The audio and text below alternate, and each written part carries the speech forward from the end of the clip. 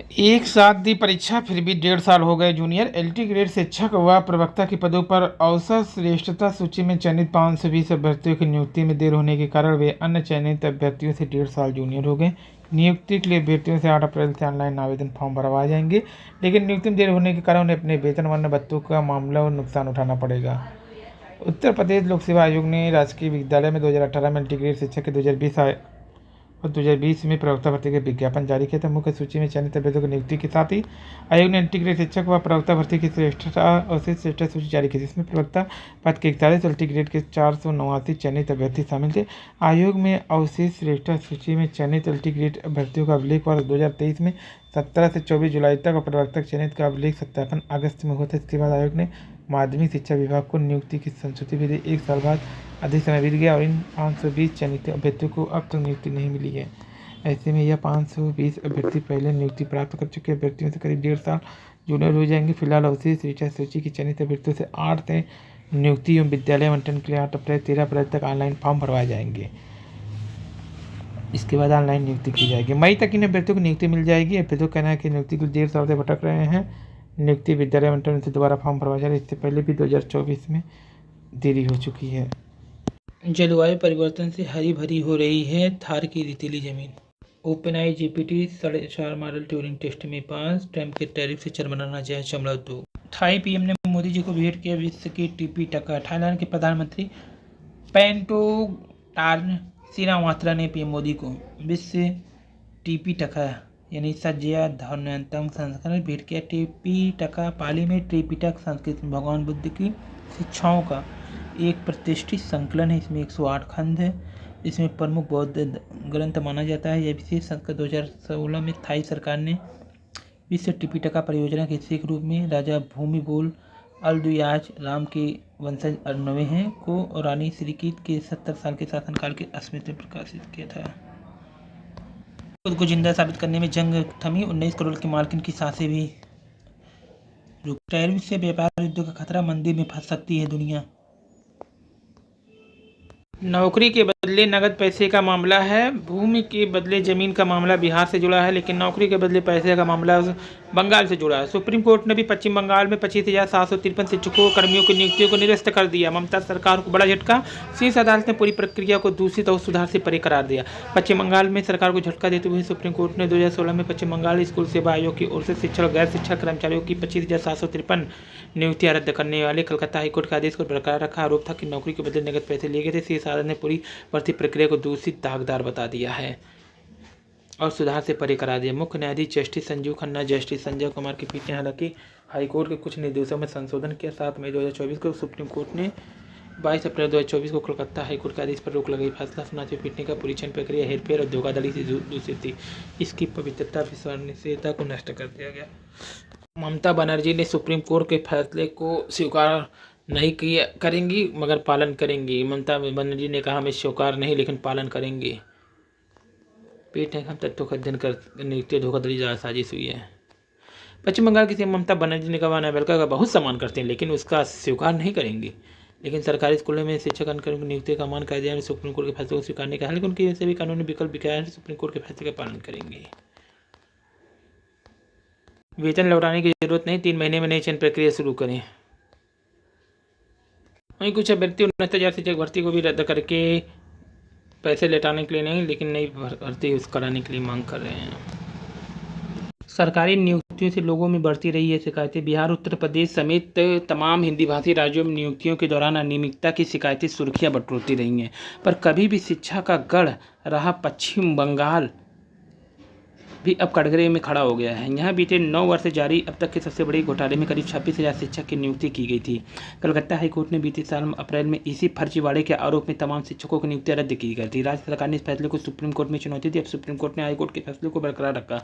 इस फैसले को ममता बनर्जी सरकार के लिए भारी झटका माना जा रहा है। सुप्रीम कोर्ट ने 3 महीने में नियुक्ति की प्रक्रिया शुरू करने के लिए कहा है। इस फैसले के बाद मुख्यमंत्री ममता बनर्जी ने कहा अदालत के फैसले का पालन किया जाएगा और नई नियुक्ति का समय शुरू हो जाएगी।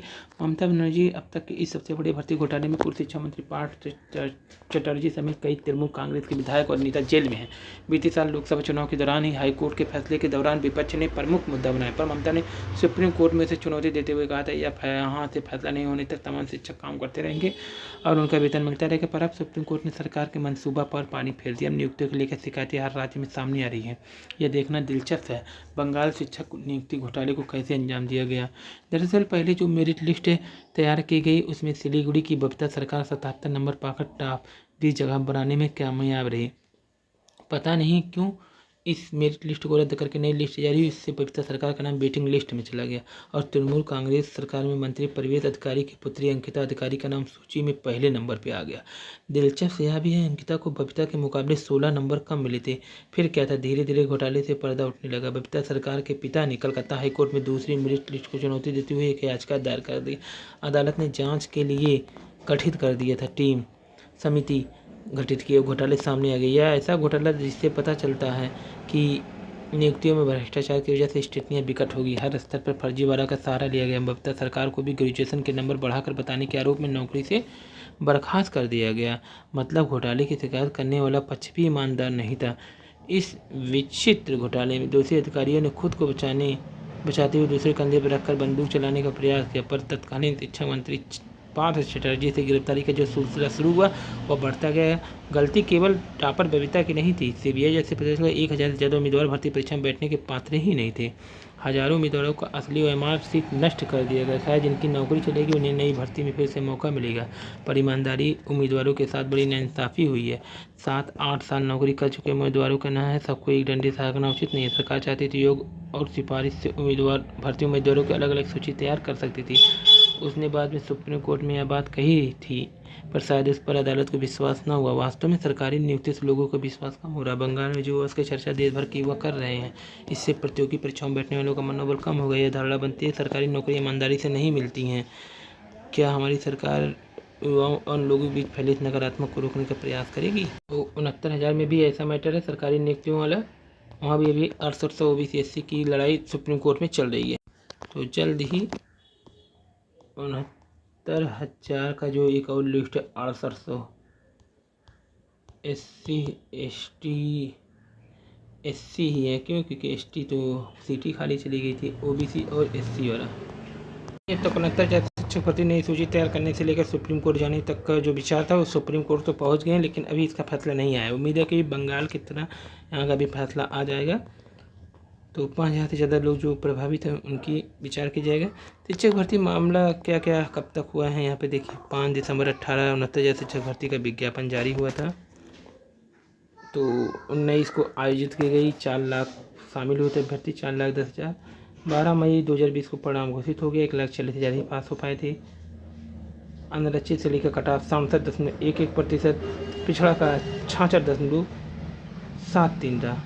7 जनवरी 2019 को सरकार ने भर्ती प्रक्रिया में किए गए बदलाव के आदेश को हाईकोर्ट में चुनौती दे दिया गया। 29 मार्च 2019 को राज्य सरकार के बदलाव के आदेश को निरस्त। मामले की अपील 6 मई 2020 को हाईकोर्ट की डिवीजन बेंच में। 18 नवंबर 2020 को मामला सुप्रीम कोर्ट पहुंचा। सुप्रीम कोर्ट ने भी हाईकोर्ट के 6 मई 2020 के आदेश को सही माना और आरक्षित वर्ग के अभ्यर्थियों ने भर्ती प्रक्रिया में धांधली का आरोप लगाते हुए विरोध प्रदर्शन किया। हाईकोर्ट में राज्य सरकार ने माना कि आरक्षण एक्ट 1994 का सही ढंग से पालन नहीं किया गया। इससे आरक्षित वर्ग के 6800 अभ्यर्थी प्रभावित हुए हैं। यहाँ पे देखिए 6800 वाला अभी ये कोर्ट में है। SC में सुप्रीम कोर्ट ने 13 अगस्त को हाईकोर्ट ने चयनितों की भर्ती करने का आदेश दिया है। तो इलाहाबाद हाईकोर्ट की लखनऊ पीठ 69,000 शिक्षक भर्ती चयनितों की सूची को नए सिरे से बनाने का फैसला दिया था।